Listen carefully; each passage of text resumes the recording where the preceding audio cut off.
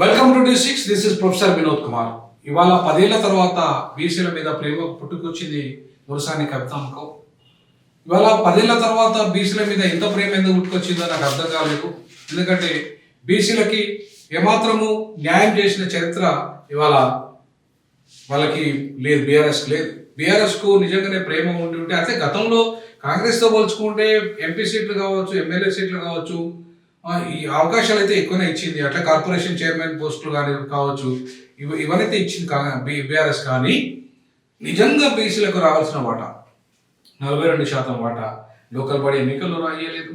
జనాభా దామాష పద్ధతిలో సుమారు 50,000 కోట్ల రూపాయల బడ్జెట్ కేటాయించలేదు. అంతేకాకుండా ఇవాళ బీసీ గురుకులాలను అలాట్మెంట్ అయితే చేసింది తప్ప సొంత ఇల్లు ఇవ్వలేదు, అపాయింట్మెంట్స్ చేయలేదు. అంతేకాకుండా బీసీలకు సంబంధించిన రాజకీయ రిజర్వేషన్లని కేంద్రంతో కొట్లాడి రిజర్వేషన్లు సాధించలేదు. బీసీలకు ప్రత్యేకమైన బడ్జెట్ కేటాయింపు కావాలని కేంద్ర ప్రభుత్వాన్ని మీద నిలదీయలేదు. ప్రత్యేక మంత్రిత్వ శాఖ కావాలని కేంద్రాన్ని నిలదీయలేదు. అంతేకాకుండా బీసీలకు సంబంధించిన ఏ అంశం మీద కవిత గారు ఎన్నడూ మాట్లాడని కవిత గారు మరి ఇంత తొందరగా బీసీల మీద ఎందుకు ప్రేమ పుట్టిందో నాకు అర్థం కాలేదు. ముఖ్యంగా ఇవాళ సావిత్రిబాయి పూలే ఇవాళ జన్మదినము ఏదైతే ఉందో దాన్ని పురస్కరించుకొని ఆ రాజకీయం చేయాలి, బీసీల మీద కపట ప్రేమను ప్రదర్శించాలని చెప్పేసి కవిత గారి ప్రయత్నాన్ని మాత్రం ఖచ్చితంగా తెలంగాణ ప్రజలు పెద్దగా హర్షించారు. ముఖ్యంగా బీసీలు ఎవరు హర్షించారు? ఎందుకు హర్షించారంటే 10 ఏళ్లలో మీ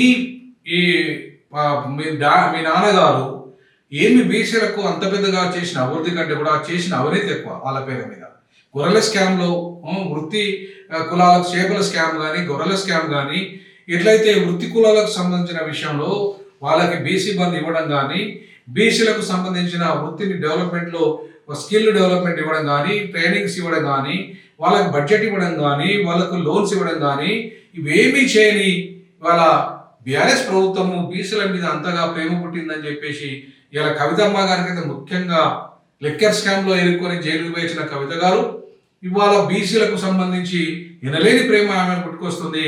మరి బీసీని ముఖ్యంగా మీ పార్టీ అధ్యక్షురాలు చేయండి. ఫస్ట్ నువ్వు కాకుండా మీ అన్నయ్య కాకుండా ముందు బీఆర్ఎస్ పార్టీ అధ్యక్షులుగా ఒక బీసీని చేయండి. వాళ్ళ కాంగ్రెస్ పార్టీ వాళ్ళ చేసింది కదా, మహేష్ గౌడ్ను పార్టీకి అధ్యక్షులు చేసింది కదా, మీ పార్టీ కూడా బీసీని అధ్యక్షులు చేయండి.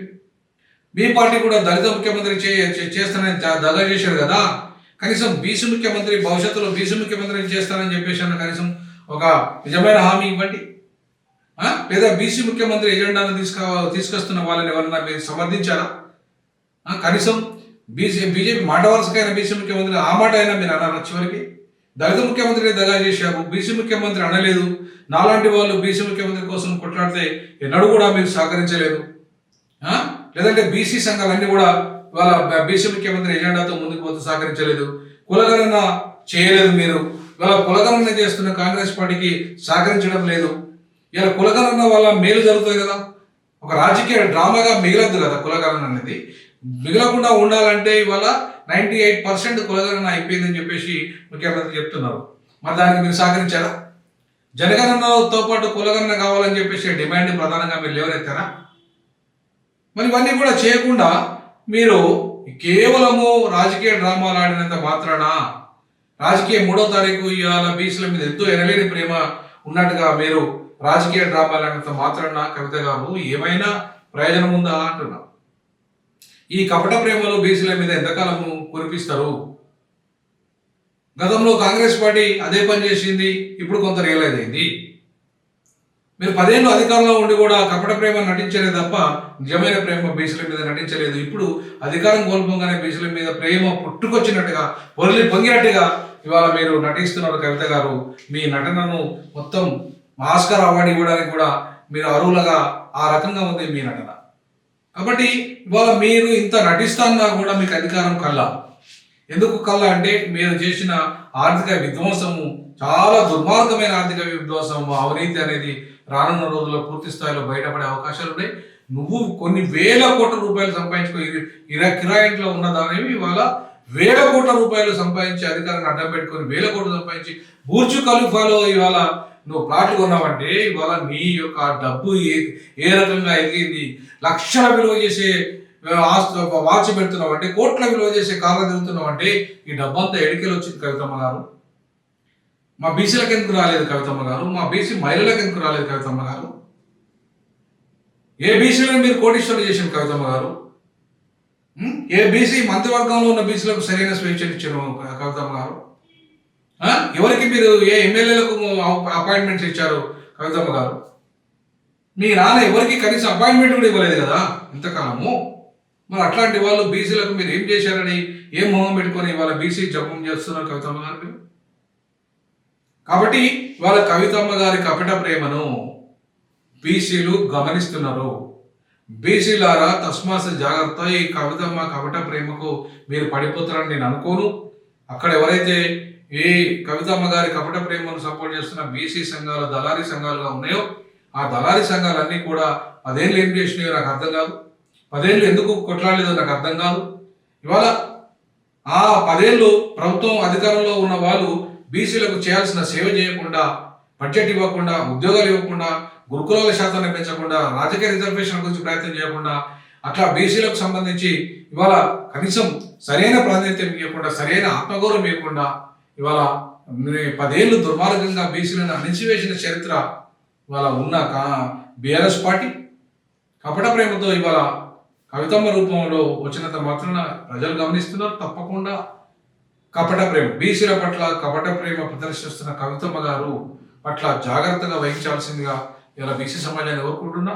2028లోనైనా కనీసం బీసీని ముఖ్యమంత్రి చేయాలంటే బీసీలు ముఖ్యంగా పార్టీలకు అతీతంగా ఒక రాజకీయ నిర్ణయాన్ని తీసుకోవాల్సిన అవసరం ఉంది. నేను మొదటి నుండి ఒప్పుకుంటున్న ఈ మాట. ఏ పార్టీ అయినా కాంగ్రెస్ రెడ్ల పార్టీగా ఖచ్చితంగా ఉంటుంది. రేవంత్ రెడ్డి మళ్ళా ముఖ్యమంత్రిగా ఉంటానంటుండ్రు. అట్లాగే నెక్స్ట్ కోమటిరెడ్డి వెంకటరెడ్డి, ఉత్తమ్ కుమార్ రెడ్డి, ఈ రెడ్లంతా కూడా వాళ్ళంతా కూడా ముఖ్యమంత్రులు అయ్యేసరికి బీసీలు ఎవరు ముఖ్యమంత్రి అయ్యే పరిస్థితి ఉండదు. కాబట్టి ఇవాళ బీసీలకు అధికారం రావాలంటే బీసీలు అమ్మడిగా పార్టీలకు అతీతంగా చైతన్యం కావాలి. ఒక రాజకీయ ప్లాట్ఫామ్ తయారు చేసుకోవాలి.